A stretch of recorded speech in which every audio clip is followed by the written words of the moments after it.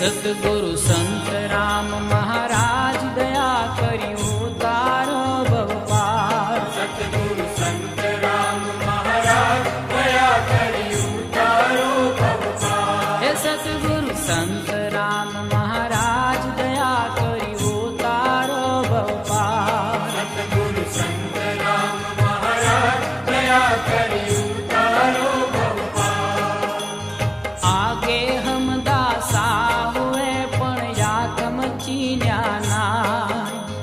आगे हम दासा हुए पण यातम चीन्या नाय।